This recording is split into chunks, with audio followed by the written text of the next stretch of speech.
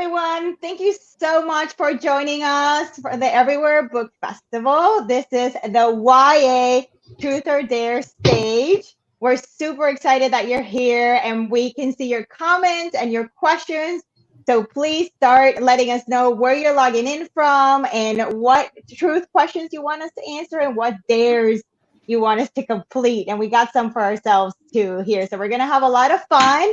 And first of all, I want to thank the incredible team that has made this possible. Our producers, Jessica Walsh and Catherine Harrison, and our amazing ASL interpreter, Jenny Kamen. And now we're going to all introduce ourselves so you know who we are. My name is Mayra Cuevas, and I am the author of the YA Foodie Rom-Com Salty Bittersweet. I am also a member of Las Musas Latina Authors Collective, and I am super excited to be here today. So please start throwing in your live comments and your questions and let us know where you're coming in from. I am logging in from Atlanta, Georgia. So take it away, guys. Let us know, and please introduce yourselves. So I'm Ismée Williams. I am the author of This Train is Being Held, which is a young adult New York City subway romance about two Latinx teens from very different parts of the city who meet and fall in love on the subway and deal with all sorts of other fun issues. So thank you for everybody for joining us. Hi, everyone. I'm really excited to be here. My name is Natalia Sylvester. My pronouns are she, her. And I'm the author of 2 novels for adults. And my third was my YA debut, Running, which is coming out this July. And it's the story of a 15-year-old Cuban-American girl whose father is running for president. Just as she's realizing that he's not the man she thought he was. And she's kind of always supported him. She's starting to realize that maybe she feels like she's being used as a prop, and she is having to decide if she is going to continue doing so or if she's going to start speaking up in some ways, perhaps against him. And I'm Eileen, or I.W. Gregorio, and my book is This Is My Brain in Love, which is being pitched as a mostly happy book about mental illness. But Mayra, my book has also been described as a foodie rom-com, so I love that we are creating this new subgenre, which is like my favorite subgenre ever. I know. But yeah, I'm excited to talk about. Happy to talk about the book if there are any truths. But it's essentially a story about 2 kids of color who have to navigate sort of financial stress, anxiety, and but also experience food joy, and in the end figure out how to navigate friendship and love despite their mental illness. So Salty Bittersweet is about a girl who wants to be a chef, and she's still dealing with the grief and loss of losing her abuelita, her grandmother, who was her muse and her inspiration and her guide in life. And I love that you guys are running with the foodie romance theme, and I already see some dares involving food in the book. So we thank you so much. Keep the comments coming. We're looking at them, we're reading them, and we're gonna grab some questions from the audience and some dares for the audience as we go. And the last 10 minutes of this broadcast are going to be dedicated to answering your questions. So start dumping your questions in there and we'll look at them and try to get to as many as possible. And a reminder that all of our books are linked in the everywherebookfest.com website, and we will be providing book plates. So head over to the website, check out our books. There's links on how to buy our books from indie bookstores, so you will be helping an indie bookstore survive through the pandemic, which is so important for us book people and readers out there. So let's get started. I'm going to toss out a truth question. And let's start with, what was the toughest editorial cut you had to make? So who wants to jump and grab that one? Ismée, I think I saw your hand go up. All right, I'll do it. So I have to say, so a little bit more of the backstory in this book. Alex is a Dominican American from Washington Heights, and he's a baseball prodigy, and his papi really wants him to go pro because he sees that as sort of his ticket to success. And Alex really wants his papi's respect. And he also enjoys playing baseball. but he also maybe wants to be a poet. So there are poems that Alex writes to Isa scattered throughout the book, and he ends up hiding them for her in the subway so she can find them. And so one of the hardest things to cut is there were too many poems. I had to cut a couple out. Oh, they're so beautiful. I loved your poems, and I love that they were hitting in the subway. I thought that was so freaking romantic. And I just want to comment, we have some amazing, thank you guys for joining us from all over the world. We have people from the Netherlands, from British Columbia, from all over the US. Thank you guys so much for joining us. We love that you're here sharing your Saturday afternoon with us. And now we're going to go to another truth question. What was the most embarrassing thing you had to research for your book? Eileen or Natalia, do you guys want to grab this one? So this is really embarrassing. This is My Brain I Love is kind of my first Own Voices book, because my first book, which was about an intersex character, obviously was not Own Voices, so I had to do a lot of research for it. But I also had to do a lot of research for this too, because I like to say that I'm the least Asian person out there. So I actually had to research a lot about Taiwanese culture, because my history is that I grew up like in upstate New York, and I grew up with my grandparents. And so my mom and dad were divorced when I was really young. And so my mom moved back to Taiwan when I was 2. And so I never really lived with her. And my grandparents who I grew up with were actually born and raised in South Africa. So like I am like the weirdest combination of the Asian diaspora. And so there was a lot I had to research about language, about like, it was kind of like creating my own, like reclaiming my own identity. And so that's kind of embarrassing to admit, to say that I'm actually a kind of a banana, yellow on the outside and white on the inside, but it's the truth. So there. Oh, thank you so much for sharing that. So personal, Eileen. I love that you're being so honest about, that. I think coming from marginalized communities, but also being fully immersed in American culture and life here in the US. And for me, like I live in a mostly white community, that can be such a struggle sometimes, and it's hard to have those conversations, and also feeling like we're enough, right? Like we're enough to write these books. Yeah. Okay, Natalia, I think it's your time. Okay. So let's see what you got. And remember, you do have the one dare. So if you want to take your dare, I'll allow it. Okay. So okay. So who is someone you would not want to read your book, and why? Oh my God. Let's see. Who is someone I would not want to read my book? Oh and God, if that's it's a hard shocking one. to the world to answer, If it's like, you can take a dare. I'll take a dare. Okay, so Natalia filmed this dare for us, and we want you guys to guess how many books can Natalia balance on her head. And if you actually guess on the comments, whoever gets closest first, I'll send you some free book swag. So let us know in the comments. Swag. So we'll give you guys some time. And we've actually seen this video, and it's freaking hilarious, of Natalia balancing like all of these books on her head. So please put in your bets right now so you can get some free swag. And let's queue up this video and watch it together.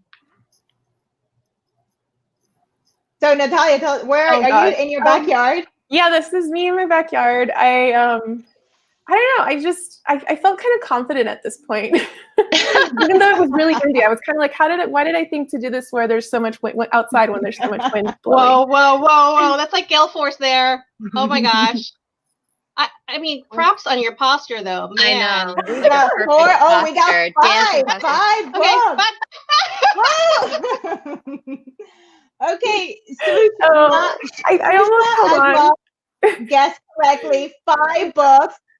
So Shushma, we're gonna have to. Oh, Susie Davis also guessed 5 books. So folks, you guys should reach out. Yeah, if whoever guessed, I'll send you. I can send to all of them. We have plenty of book swag now that we're not. So reach out to Natalia on social media. Yeah, you can reach me on Twitter or Instagram. Shout out to all those amazing diverse books too. It's so great. That is awesome. Okay, so let's talk about. We had some more embarrassing questions here. Tell us about a time you embarrassed yourself in front of a crush. So I'll go ahead and take that question because I'm pretty sure I got a pretty good answer, and we'll have to see who can beat me. But when I was in senior year in high school, I had this crazy crush on the cutest guy. Not gonna mention his name, but once I saw him walking and I was coming down the stairs and I'm like, oh, maybe I should talk to him. Maybe I should go say hi. And we were the only ones in the courtyard, so it would have been perfect, right? So I'm coming down the stairs and I'm walking as I'm like keeping my eyes on him to make sure that I can catch up with him. So I proceeded to trip on myself in my Catholic girl school uniform and take a dive down the stairs. No. And then, of course, he turns and he sees me like completely like splat all over the sidewalk. It's like, are you okay? And I'm like, yep, I'm fine. I'm perfectly fine. It's all good. Did he say, "Are you okay?" Like he really cared? Like, was he? Did it? Maybe this is like that plot point in the book where it's like the savior cat the moment where he acts so great, but no. He wasn't real life more like YA books. I'm glad it didn't work out because I will tell you he did not age well. He did not age well. So I actually it worked out really well for me in the end. So guys, the lesson is if you have a teenage crush and it just doesn't work out, maybe it's a good thing. So who else has an embarrassing moment they would like to share? I mean, I remember kissing a boy in the teeth. Yeah. I really thought he wanted to kiss me, and it turns out he was just really smiling, and I just went for it. Oh my God, that is not how I thought that would hilarious. go. Awesome. I'm gonna be looking for these in your books, ladies. These are good material. I need to include this in a book. Okay, so a question from McKenna Crostiar. I am so sorry if I'm mispronouncing your name. And she's asking they are asking for the truth. What is something you believed all your life that was wrong? Ooh, that is a deep and profound question. Oh gosh. Who wants to take that? Because I'm at the point that I'm gonna be calling my dare. I'm gonna be using my dare card. So this is going to sound counter to what we hear a lot, but I remember, we hear a lot of times when we're young, like no matter how hard you work, no matter, you just keep going and you try and you'll get whatever you'll achieve your goals, which is a really wonderful thing. And it's not to be discounted. But I also think that when I look back on my life, there is also such thing as people in power abusing their power and realizing that you could do everything right and there will still be forces outside of your control that won't be fair. And I think that the awareness of that is how you fight that. And so for me, I think realizing that, yes, of course, we should be out there doing everything we can, but we also have to hold those who abuse their power to account because those things don't exist in a vacuum. I love that, Natalia. That is awesome. So in that same vein, I think one of the things as an adult, I figured out that I didn't know when, I was the age of my character and that I tried to use as one of the themes in the book was that's the whole idea of success. When I was growing up and when I was in my 20s, I felt like success was this very external thing.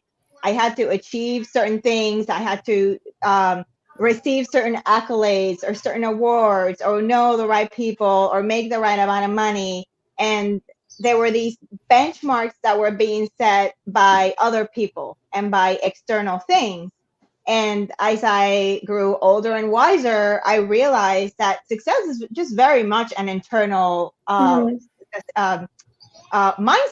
It's a you decide what makes you a successful person. You define what success means to you. What things do you want to accomplish in life, that are meaningful to you?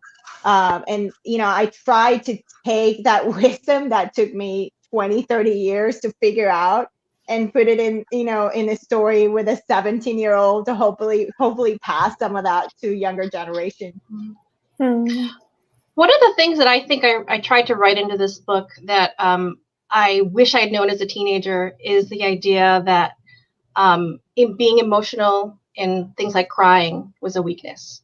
And I've held on to that my entire life, which is bad because I can cry at anything. I'm the typical person who cries at like every single movie. I once cried not watching Toy Story 3, which is of course, devastating, but I cried the third time I watched Toy Story 3, but I wasn't even watching it. I was listening to my daughter watch it in the back seat of our car, and we were driving. I didn't see it. All I did was I was hearing the stuff and like weeping, like on our way to I think someone's wedding. Like I'm so prone to crying. I'm so emotional, and this was really hard for me growing up because I felt like I had to hold all these emotions through it. I felt like it was a sign that I wasn't strong enough. And this was true during residency too. As many of you guys know, I'm a doctor in real life. And I remember in residency crying in front of patients, in front of and I remember other residents being like, Eileen, why are you so weak? And like I could feel like them looking at me and pitying me. Wow. And as I've, grown into my practice as an attending, I've really, truly realized that ability to experience emotions, that empathy is my weakness is my strength. Like I feel like that's the thing that really allows me to connect to a lot of my patients that are struggling, and hopefully to teenagers too. And so that's one of the things I wanted to get across in this My Brain and Love, that that emotions and sadness are something that create empathy and awareness that make you a stronger and more accessible and effective person. I love that. I literally, in my work in progress right now, literally kind of wrote a scene similar in reverse, Eileen, as the patient. My kind of God. going and crying and being like having to tell their family, like, no, I'm allowed to cry, So I love how you said that, because I do often wish that, and I come from a family that has a lot of doctors actually, but I always kind of wished that there was more of that connection. So. Yeah, and I'm also a physician, but I had the opposite problem as Eileen, because and this is a bit of why I became a writer. When I was an intern, so that's your first year after you finish medical school, so you're a brand new baby doctor, and my first 6 weeks were on the wards in the hospital, and I had a patient, this nice 12-year-old boy, and I bonded with him, and I remember his name, and I tried really hard to make him like me. So I'm a pediatrician. I'm a pediatric cardiologist, and I'm usually pretty good at getting kids to like me, like doing silly stuff. But he was so devastated because he had been in the hospital for 220 days. He had cancer and he had a bone marrow transplant. It was a difficult situation. And by the end of the 4th week there, I finally got him to open up to me, because I talked to him a little bit about poetry.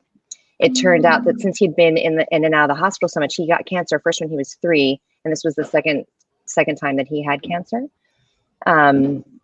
We bonded over the Shel Silverstein poems, and I decided I was going to get him that book.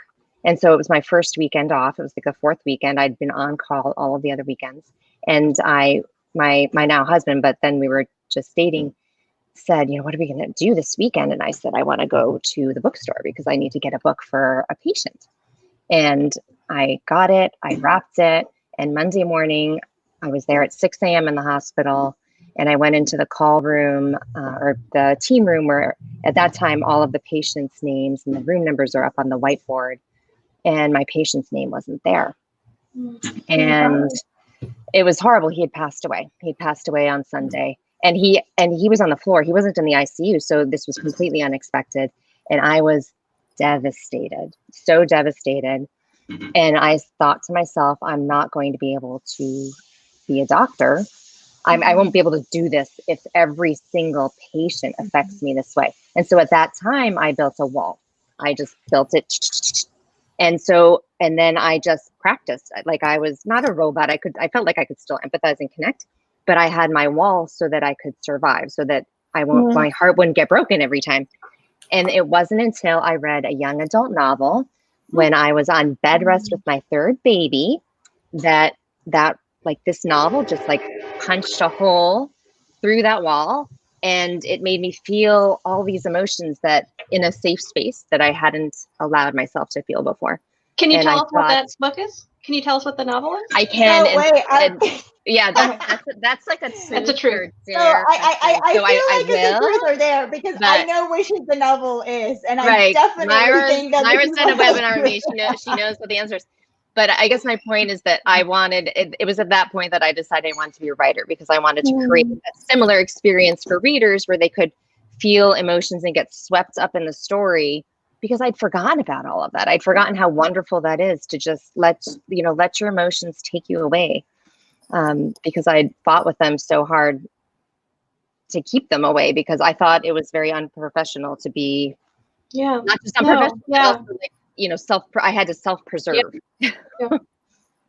So I am actually going to dare our audience to guess the book that Ismée is talking about, because I'll give you the dates. Right. It was the year 2010.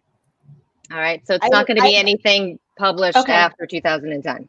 It's a very YA? popular. It is young adult. It was young adult. It is young adult. Very, very popular. 2010. It was a Twilight? So, what? Was it Twilight?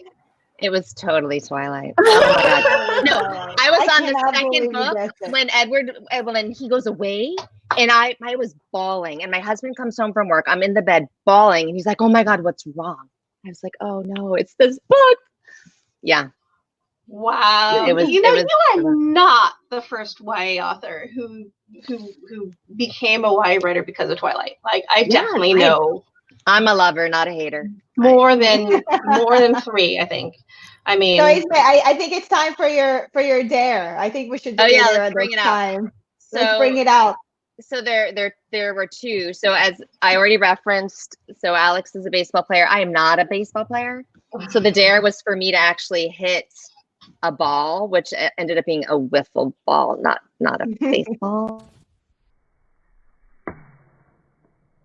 So how many tries did it actually take you to hit that ball?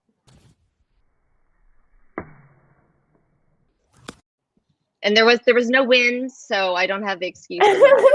But you can't tell. My husband is really close. He's standing very close. It's like a very gentle toss. I have no daughter videoing. I think your dog went chasing after. Didn't your dog go chasing after the ball? After? Yeah, well, we thought it would be cute. Let's have.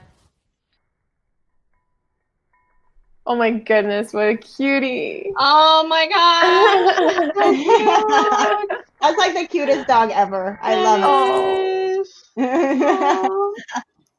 That's perfect. And I cannot believe so many people guessed that it was Twilight. Like Adri, apparently she knew it was Twilight. That's amazing. Mm-hmm. Kiki, Twilight, Kate, yes, Twilight was. Oh my goodness. Yeah, absolutely. Yeah, it was. I mean, that was the book, and it's probably not unusual that there was a slight amount of shame, associated with it, because there was such a backlash against it. So like that makes a lot of sense. I'm sorry, as a feminist, I will say there's always shame and backlash against things that girls like. If it's something that is super popular with teen girls everywhere, and I was in my 20s when 20s or 30s, oh God, I can't remember.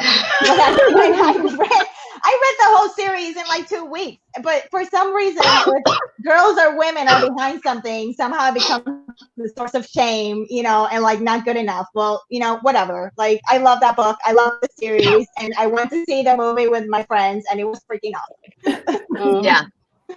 Okay, so let's take some more questions here from the audience. And then we got some.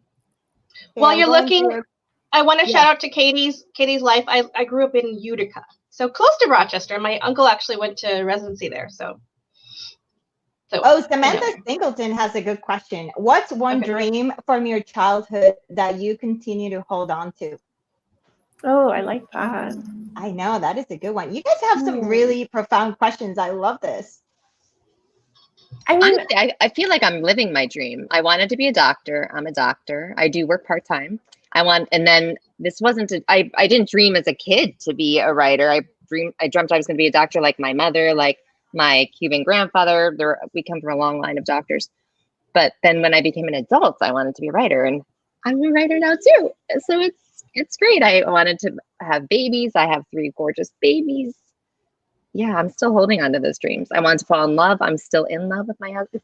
Aww, that's sweet. I wanted to be a singer, and a model, and a dancer, and an actress, Wow. and a doctor, and a writer. Actually, I don't think it ever occurred to me to be a writer. I would just always be writing, but I didn't know that you could become a writer. So it's just kind of funny the way that worked. Of like all those dreams that I had, the one that I never really spoke into existence was the one that came true. So it's weird. So Natalia, hold on to that thought of singing, because I feel a sing-a-thon. Oh no!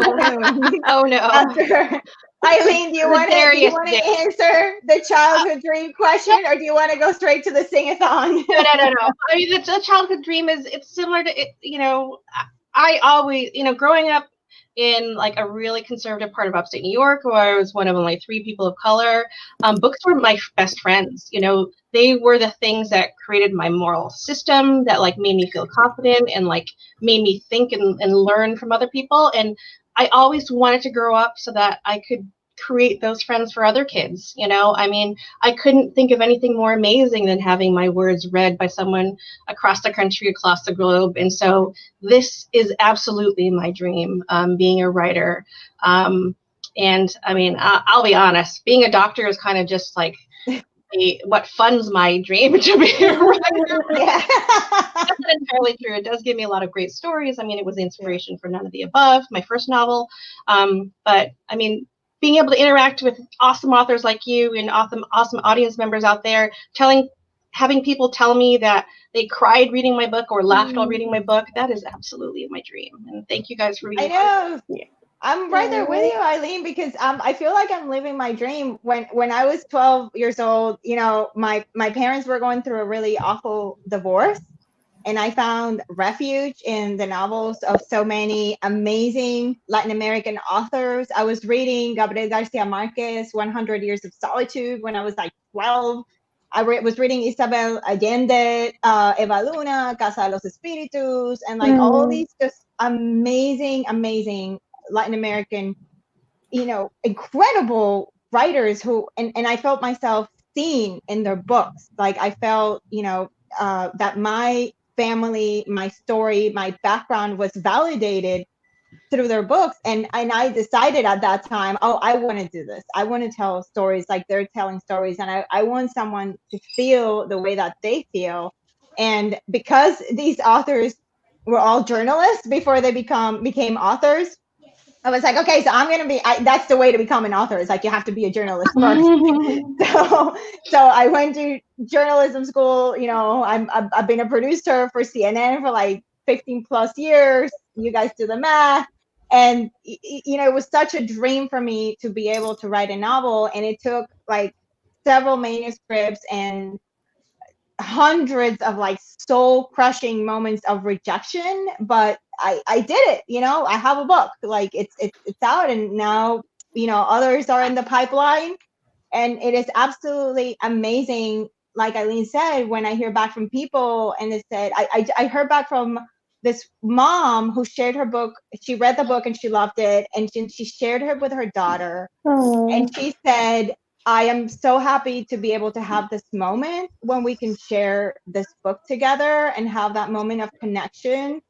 And I almost cried when I got her message, because that meant the world to me, that my book created a moment, a memory between a mom and her daughter.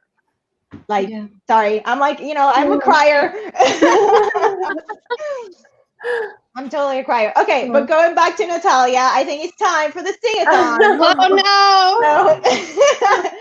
I'm excited. Take us away. So, okay, we got the option. So we can sing the first 3 lines of the book, but Natalia is gonna sing her favorite song, Asmari, because she's got some singing pipes and expertise. Oh, I don't know about that, but I don't know how we're all gonna follow, but go ahead, Natalia.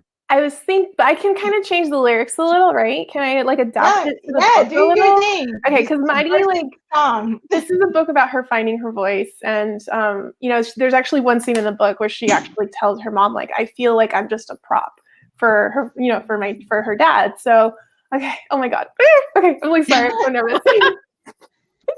Okay, it's also like, it's a classic. Okay, you don't know me. Oh my god, now I'm forgetting songs. Wait, hold on. Okay, you don't own me. I'm not just one of your many toys. You don't own me. Don't say I can't go and make some noise. And don't tell me what to say. Don't tell me what to do. And when I go out with you, don't put me on display. Oh my god, that was awesome. Yeah, I'm not singing after that. I can't sing. No, not after. Oh, come on, now, Ismée. You already used your video. You got to do it now. You used your video. I have more pets to make fun of. Yeah, so this is the moment. I am horrible at singing. I think I got invited to my school choir out of pity. I really do believe so. So I'm gonna use my Dare video right now and to get out of the sing-a-thon. And Ismée told me I had to do a food dare. Mm-hmm. So I decided that I was gonna try to flip crepes in the air in my kitchen. So I put together this little video. Definite skill. I was challenged to a food dare, so I'm gonna try to flip this crepe in the air. I love this music, by the way. Thank you. Little Parisian. Fair. Oh, you did a little the same side. Yeah. You went on the same side. You just went for Nice. You guys want a crepe? I'm hungry. I do want a crepe. Crepe Yeah, you're making me lemon hungry. sugar. Okay, I know what I'm making today. Oh, they were so good. And by the way, I watched several YouTube videos to figure out how the heck to get that thing to flip, and it On the is wrist. way harder than it looks. Wrist. Yes, it's all on the wrist. Yeah. I used to play ice hockey like in at the club level in college, and like a wrist shot's like I'm actually pretty good at flipping crepes. But so Eileen, are you gonna sing for us? I don't think I can sing my first, but I will sing. I think that a very appropriate song to sing right now is "I Will Survive." So okay. And remember, my husband's a musician, so he's probably listening and going to be. My daughter is going to be critiquing me. That's what's going to happen. That's awesome. I'm sorry. At first I was afraid, I was petrified, kept thinking I could never live without you by my side. But then I spent so many nights thinking how you did me wrong, and I grew strong, and I learned how to get along, and so you're back from outer space. I just walk in to find you here with that sad look upon your face. I should have changed that stupid lock. I should have made you leave your key. If I'd have known for just 1 second you'd be back to bother me, go on now. Go. Walk out the door. Jenny's got it. Not welcome anymore. Weren't you the one who tried to hurt me with goodbye? You'd think I'd tremble. Did you think I'd lay down and die? We're gonna survive, okay? We're all gonna get through this. Okay, here we go. Yay!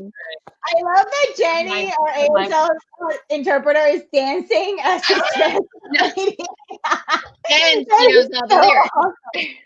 Okay, and then Eileen is not only an amazing singer, she's also an amazing dancer. No! Yes! This is so great.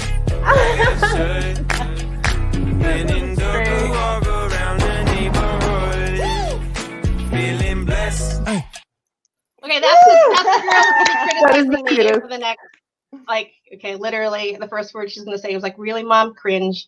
Okay, great. I love that video so much. That was awesome. Okay, and we are getting ready for the last 10 minutes of the show. So please start throwing in your questions.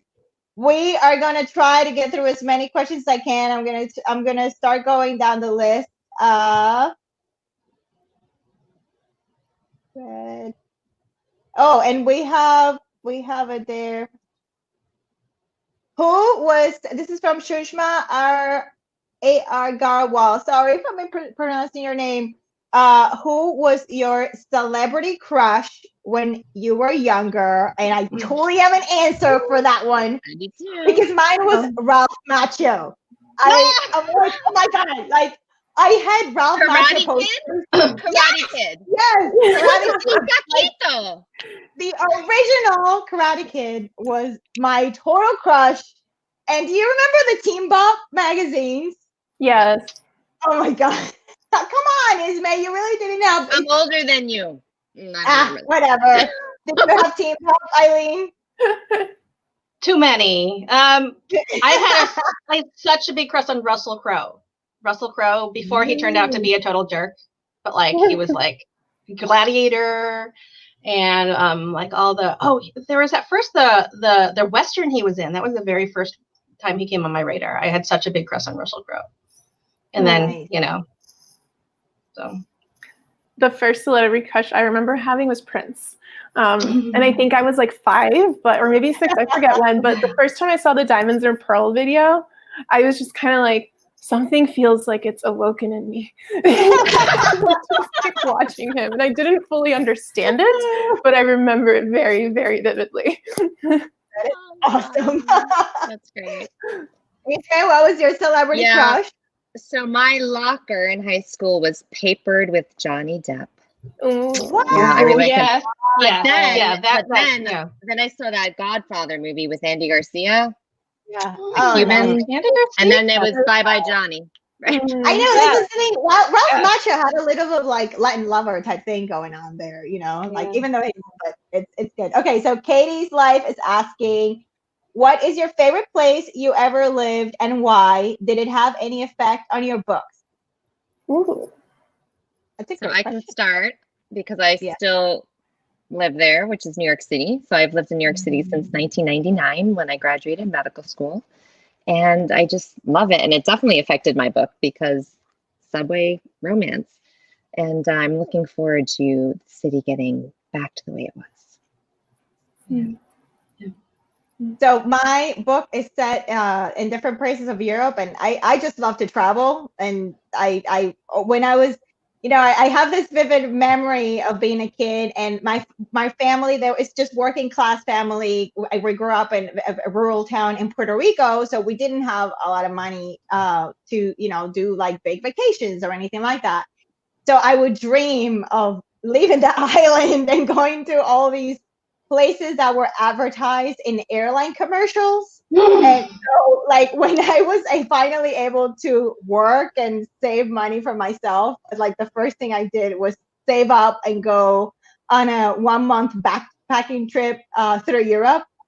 So I totally fell in love with traveling and with Europe, and I really wanted to set a YA rom-com with a Latina main character in France. The book is set mostly in France, but there's also parts of Spain, and it jumps to the US.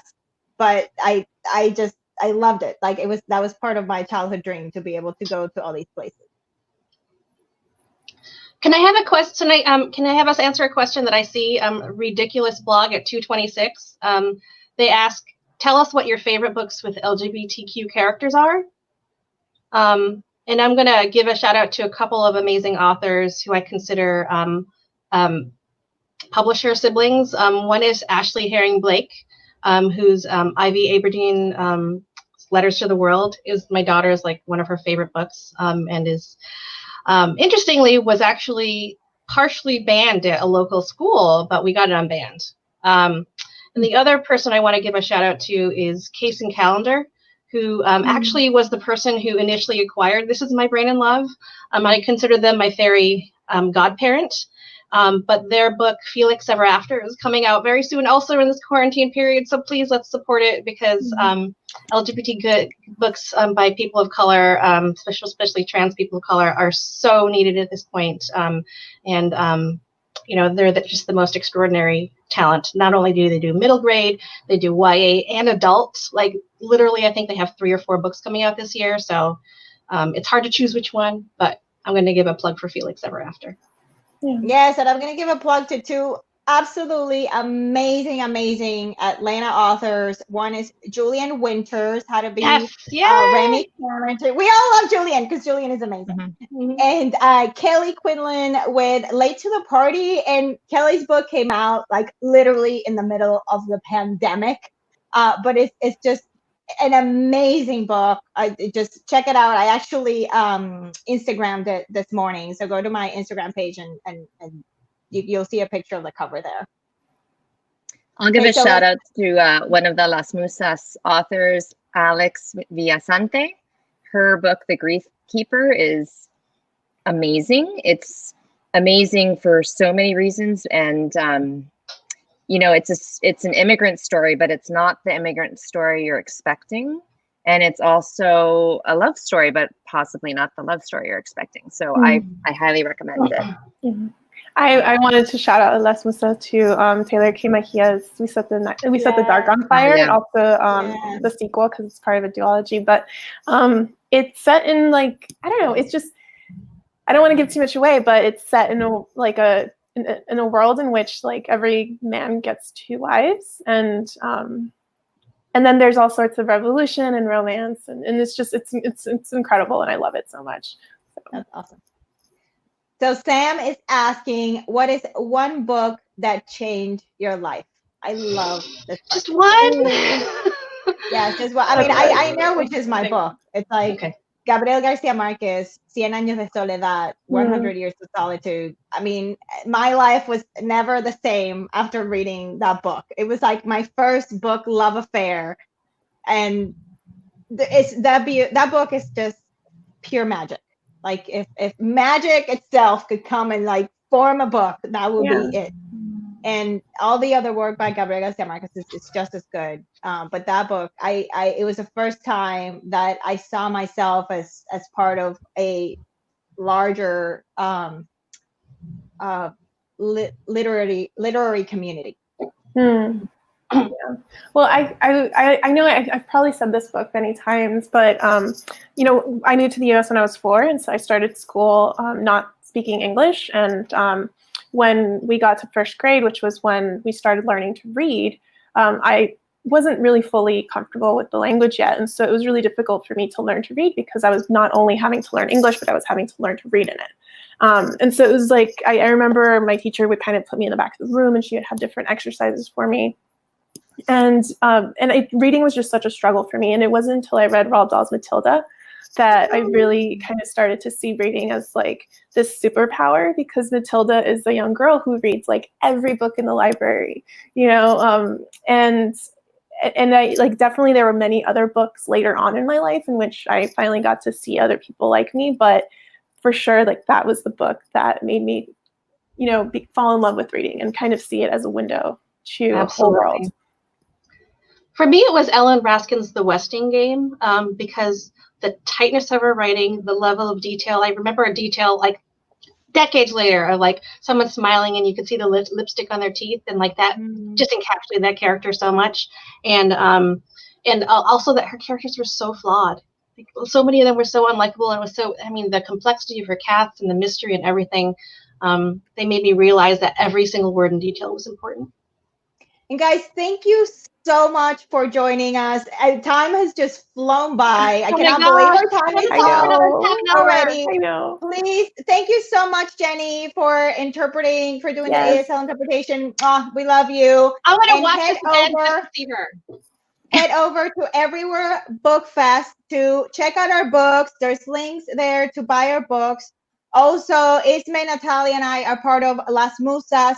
Go to our website. We have a whole program of webinars and great offerings there that every month with great information. And stick around because there's still more Everywhere Book Fest left for today. Thank you so much for joining us. This was amazing. Thank you, Thank you, Mayra. guys. Thank you, everyone. Thank you, Jenny.